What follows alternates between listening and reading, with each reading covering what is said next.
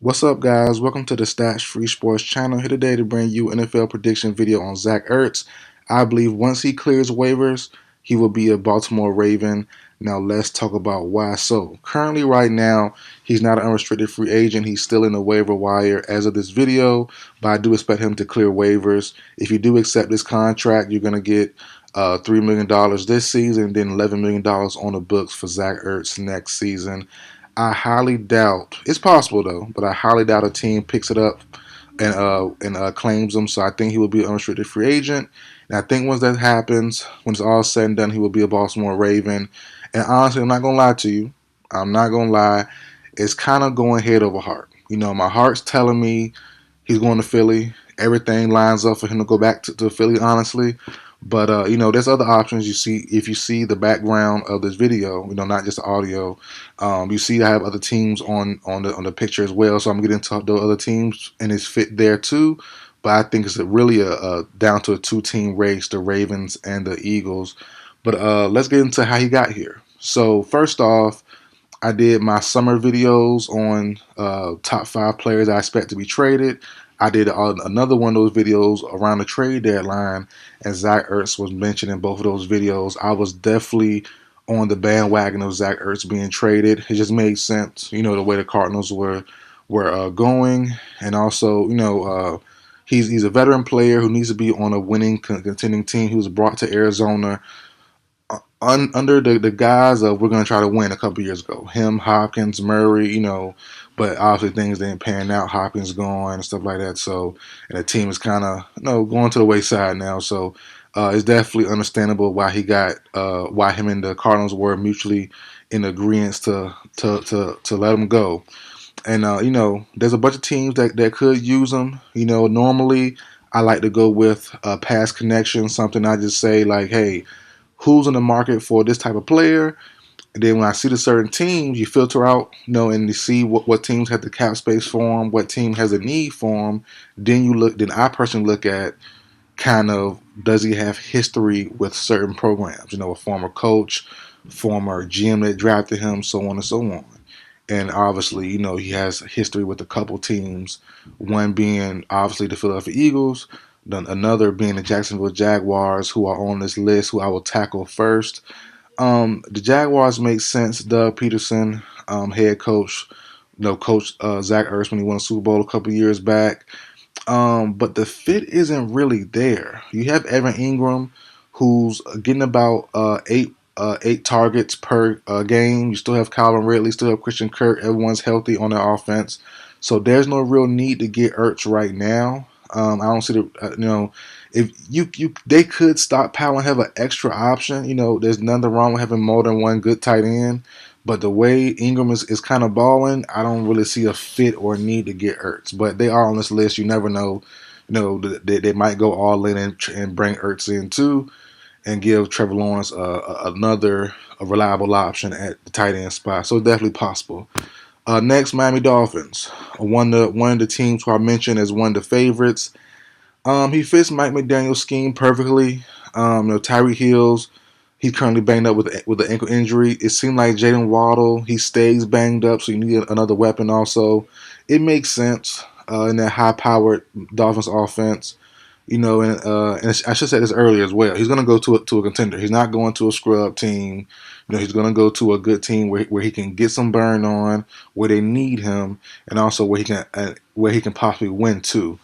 And I just don't see the Dolphins as true contenders. They're good. They're explosive. They really can get to that point. But the season's almost over now.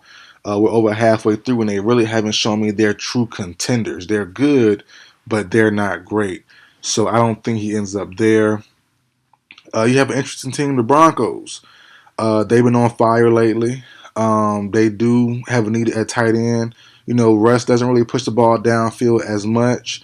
So Zach Ertz will be in good use there in the Sean Payton offense. It definitely would be, but they're not a contender. So I don't think it really makes sense for him to go there. Uh, I feel sad for Broncos too because I had the Broncos as a no question playoff team. I really did. And the way everything turned out, they might just miss it. But they could be on a winning streak to end the season. But they started off so daggone slow. They probably will miss the playoffs more than likely by just a game or so. So that's gonna suck for Broncos fans. But Russ has played well. Peyton has coached well. Especially late the last 5-6 games. They've been balling and they've had some good wins. So the Broncos make sense, but not really. They have a need, but they're not a contender. So I say no to the Broncos. Next up, the San Francisco 49ers. Another one of the top NFC teams. Will they add another tight end with George Kittle?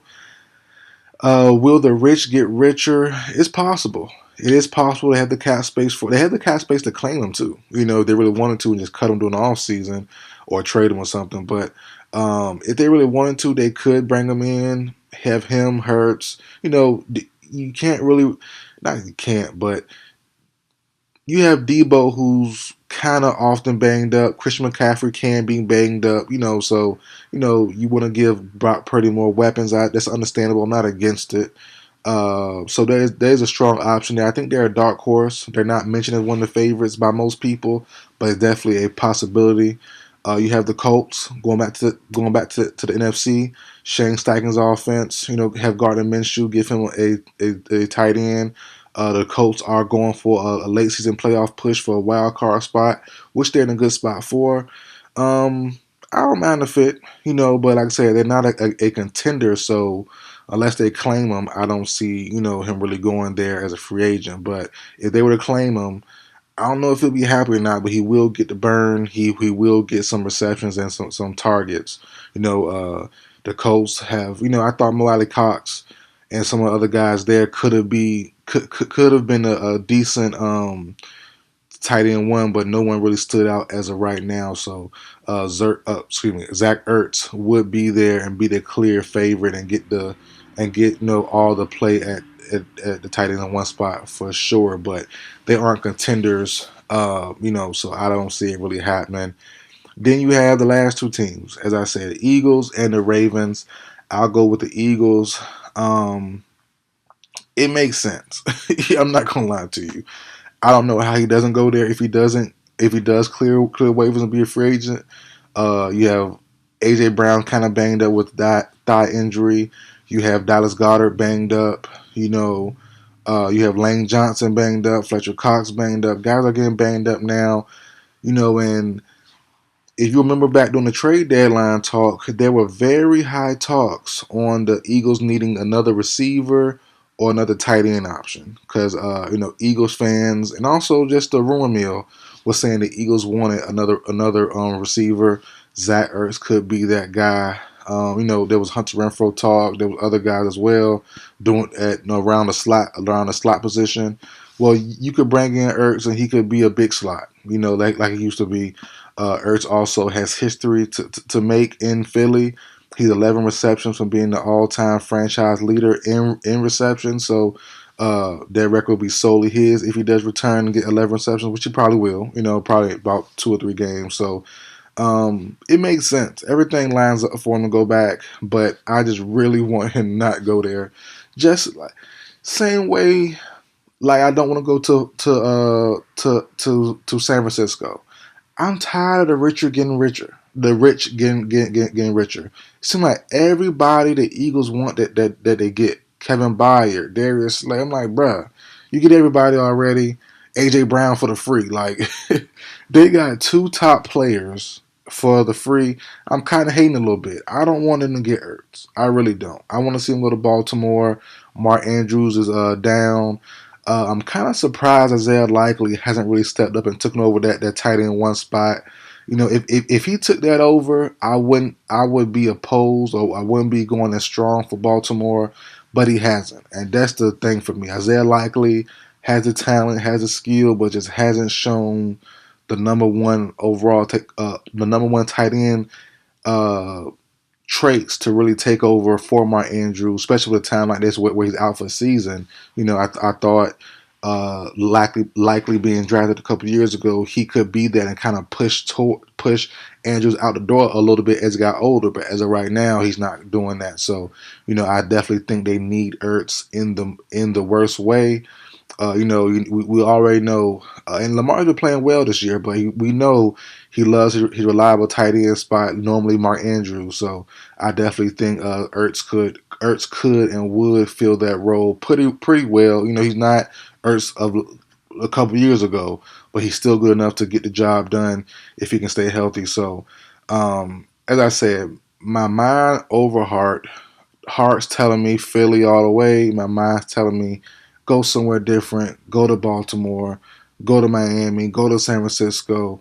But I'm gonna go with Baltimore for my pick. Not all the way confident, but I do believe it is a strong possibility.